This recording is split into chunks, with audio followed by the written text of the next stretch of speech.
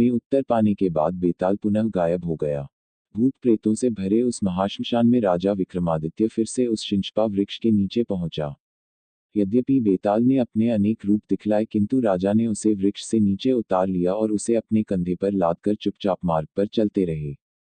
तब बेताल ने राजा विक्रमादित्य से कहा, राजन, न करने योग्य इस काम में भी तुम्हारा ऐसा आग्रह है जिसे रोका नहीं जा सकता। अतः मैं तुम्हारी थकावट दूर करने के लिए एक अन्य कथा सुनाता हूँ, सुनो।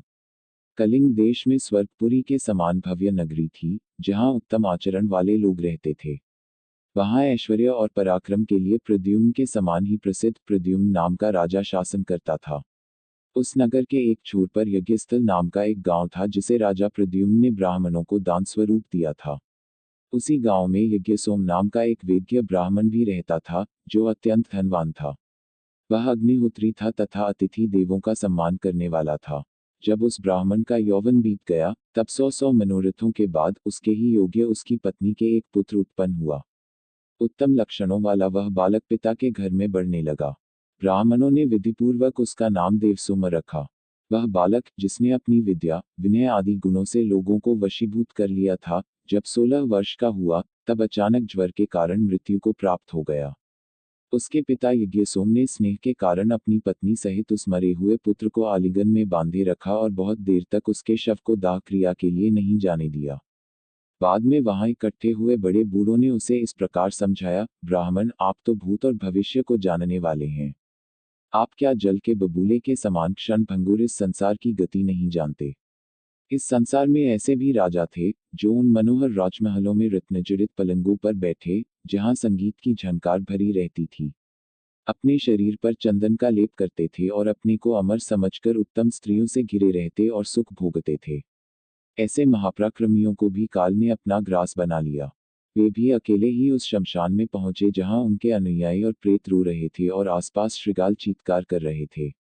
चिता पर सोए उनके शरीर का मांस भी पक्षी, पशुओं और अग्नि ने खा डाला। जब उन्हें भी मरने और नष्ट होने से कोई नहीं बचा सका, तब और की तो बात ही क्या है। अतः हे विद्वान, तुम यह बतलाओ कि इस शव को कलेजे से लगाए रखकर तुम क्या करोगे। इस तरह समझाने बुझाने के बाद किसी तरह अपने मरे हुए पुत्र को छोड़ा और शव को नहलाया धुलाया। तब उसे एक पालकी में रखकर आंसू बहाते तथा रोते पीटते हुए बंधु बांधव जो वहां इकट्ठे थे, शमशान ले गए। उस शमशान में कुटिया बनाकर एक बूढ़ा तपस्वी रहता था। वह पाशुपत मत का बूढ़ा तपस्वी अघोरी था। अधिक अवस्था और कठोर तपस्या के कारण उसका शरीर अत्यंत कृश हो गया था। जब वह चलता था तो ऐसा लगता जैसे अब गिरा की तब गिरा। उसका नाम शिव था। उसका सारा शरीर भस्म लगे श्वेत रोमों से भरा हुआ था। उसका पीला जटाजुट बिजली के समान जान पड़ता था। वह स्वयं दूसरे भगवान शिव जैसा प्रतीत होता था। वह बूढ़ा तपस्वी जिस कुटिया में रहता था, उसके साथ एक शिष्य भी रहता था। योगी ने कुछ ही देर पहले उसे बुरा भला कहा था, जिससे वह चिढ़ा हुआ था।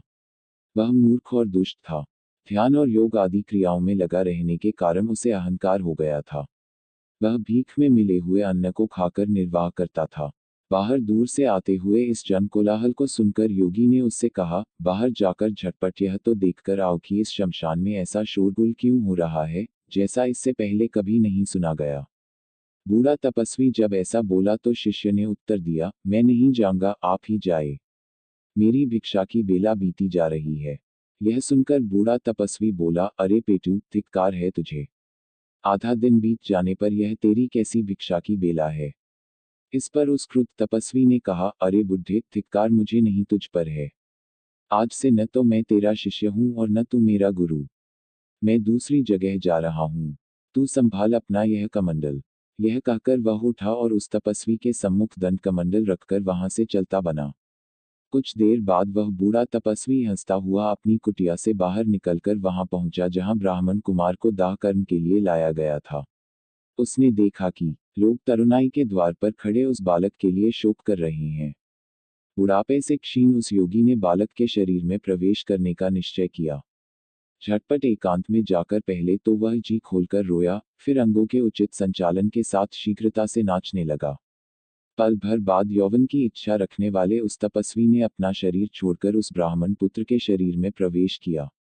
बात ही बात में सजाई हुई चिता पर वह बूढ़ा तपस्वी रूपी ब्राह्मण पुत्र जीवित होकर जम्हाई लेता हुआ उठ बैठा।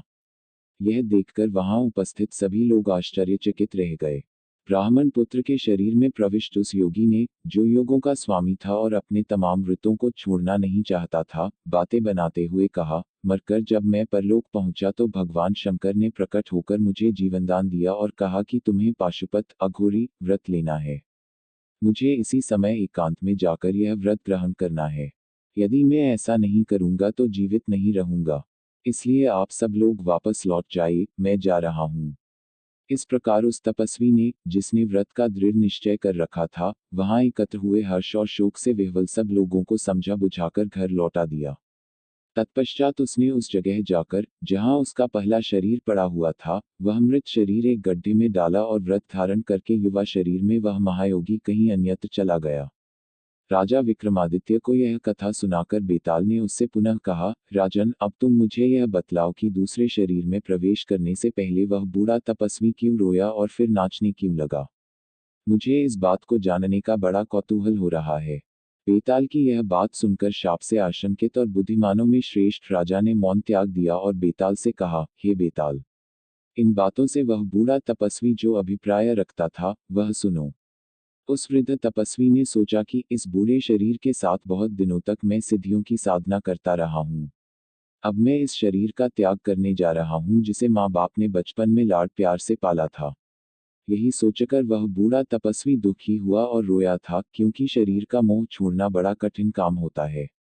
इसी प्रकार वह यह सोचकर प्रसन्नता से नाच उठा था कि अब वह नए शरीर में प्रवेश करेगा और इससे भी अधिक साधना कर सकेगा।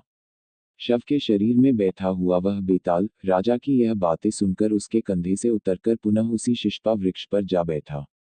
राजा विक्रमादित्य ने और अधिक उत्साह से उसे ले आने के लिए फिर उसका पीछा किया।